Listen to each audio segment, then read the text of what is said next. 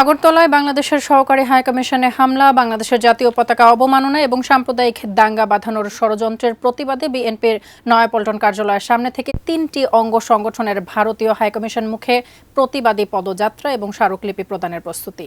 সেখানে রয়েছেন সহকর্মী আবুল কালাম আজাদ। আরও বিস্তারিত জানতে যুক্ত হচ্ছে তার সঙ্গে। আজাদ, এই যে প্রতিবাদী পদযাত্রা সেটি কখন নাগাদ শুরু হয়েছে জানাবেন, এবং এই মুহূর্তে সেই পদযাত্রার কি অবস্থা বিস্তারিত জানাবেন।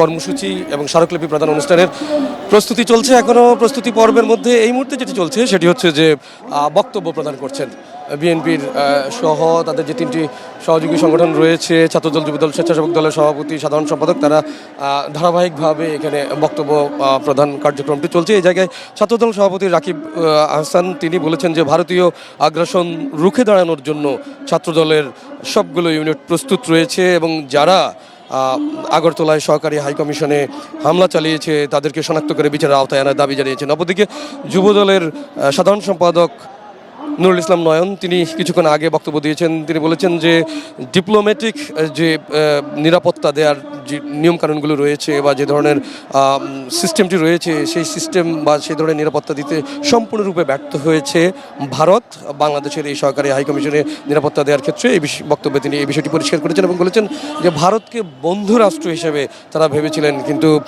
এবং বন্ধু রাষ্ট্র বানাবার জন্য তারা চেয়েছিলেন।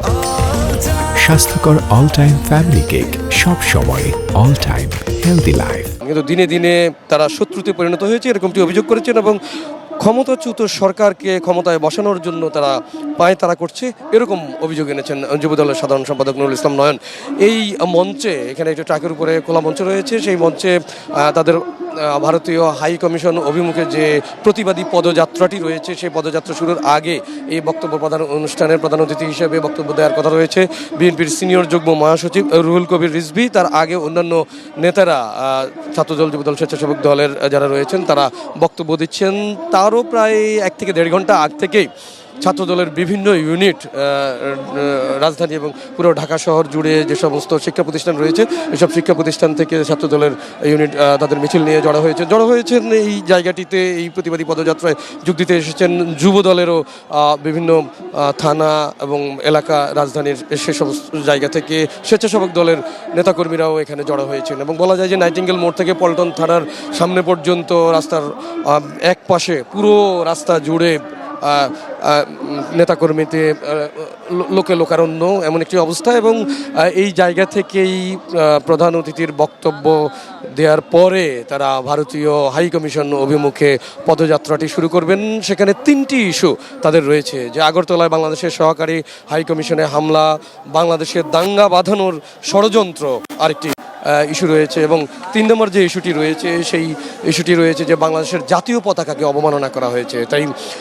এই 3টি ইস্যুকে ঘিরেই প্রতিবাদী পদযাত্রাটি শুরু করবে বিএনপির 3টি অঙ্গ সংগঠন যাদের মধ্যে রয়েছে ছাত্রদল, যুবদল এবং স্বেচ্ছাসেবক দল। গতকাল তাদের যৌথ সভা শেষেই পূর্ব নির্ধারিত কর্মসূচি ছিল, আজকে সকাল 10টা থেকেই তারা এই কর্মসূচিটি পালন করবেন। কিন্তু শীতের সকালে হিমহিম ঠান্ডা, অপরদিকে রাজপথের যে উষ্ণতা সব মিলে আসলে এরকম একটি পরিবেশ বা আবহাওয়া তৈরি হয়েছে এই জায়গায় বিএনপির নয়াপল্টন কার্যালয়ের সামনে নাইটিঙ্গেল মোড় থেকে পল্টন থানা পর্যন্ত রাস্তার এক পাশ জুড়ে।